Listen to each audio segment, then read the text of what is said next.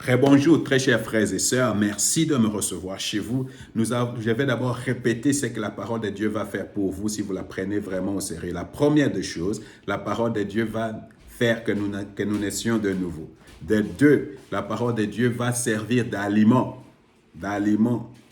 du lait et un aliment solide pour devenir adulte. De trois, la parole de Dieu va nous purifier. C'est un bas.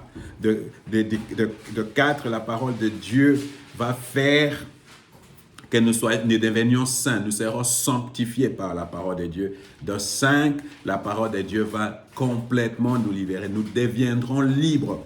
Nous allons passer du diable, de l'esclavagisme du diable à l'esclavagisme, à la propriété de Jésus-Christ. Parce qu'un esclave, c'est une propriété de son maître. Et il peut faire avec lui ce qu'il veut. Alors si tu veux que Jésus fasse de toi ce qu'il veut, tu dois devenir son esclave. C'est ce que la Bible dit. Pas un esclave de l'injustice, mais un esclave de la justice. Voilà. Alors aujourd'hui, là, nous allons parler d'une autre chose que la parole de Dieu va apporter dans nos vies. La parole de Dieu va apporter la foi.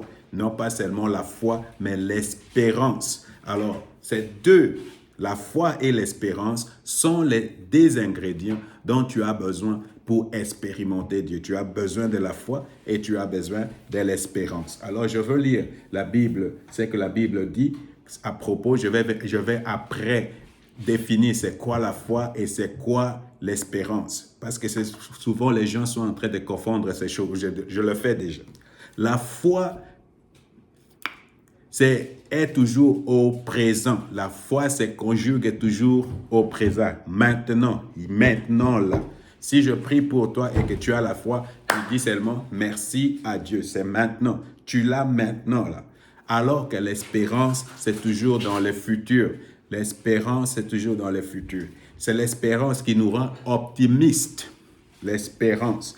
La foi est dans les cœurs. La foi est dans les cœurs. La foi est liée aussi avec la bouche. La Bible dit, si tu crois dans ton cœur et tu confesses avec ta bouche.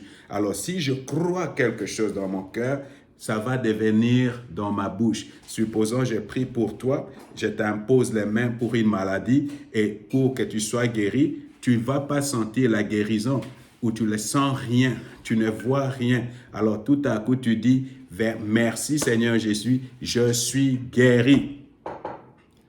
Maintenant là, je ne sens rien, mais je commence à remercier Dieu pour la guérison. Ça, c'est la foi. Maintenant, l'espérance, c'est ce qui va nous soutenir du moment où tu as reçu la prière jusqu'au moment de quoi? De l'accomplissement. L'espérance est dans la tête, c'est pas dans le cœur. L'espérance est dans la tête. L'espérance est où? Dans la tête. La foi est dans le cœur et liée toujours avec la bouche. Et toujours dans le présent. L'espérance dans le futur. Tu espères. C'est pourquoi si tu pries et tu dis j'espère, tu n'es pas dans la foi. Parce que la foi se conjugue toujours dans le présent. Maintenant là, je l'ai déjà. Je ne le vois pas encore, je ne le sens pas encore, mais je l'ai déjà. Alors c'est pourquoi Jésus a dit, quand vous priez, ça c'est Marc chapitre 11, verset 23-24, quand vous priez, de quoi vous priez, quoi que vous priez, croyez que vous l'avez déjà reçu. Croyez que vous l'avez déjà reçu.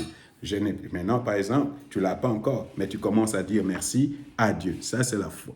Vous comprenez? Alors, c'est pourquoi ce sont les deux ingrédients dont tu as besoin pour expérimenter. Ces deux ingrédients vont venir de la parole de Dieu. Alors, la Bible dit ceci. Or, la foi, c'est la ferme assurance des choses qu'on espère, la démonstration de celles qu'on ne voit pas. Par la foi, nous comprenons que l'univers a été formé par la parole de Dieu, de sorte que le monde visible n'a pas été fait à partir des choses visibles. Or, sans la foi, il est impossible d'être agréable à Dieu, car il faut que celui qui s'approche de lui croit que Dieu existe et qu'il récompense ceux qui le cherchent. Alors, sans la foi, il est impossible d'être agréable à Dieu. Or, si tu veux être agréable à Dieu, la foi vient. D'où vient la foi? La foi vient de la parole de Dieu. Écoute ce que la Bible dit. Dans Romains chapitre 10, verset 8 à 10 et je vais lire sur le verset 17. Que dit-elle donc? La parole est tout près de toi, dans ta bouche et dans ton cœur. Alors la Bible dit le verset 17.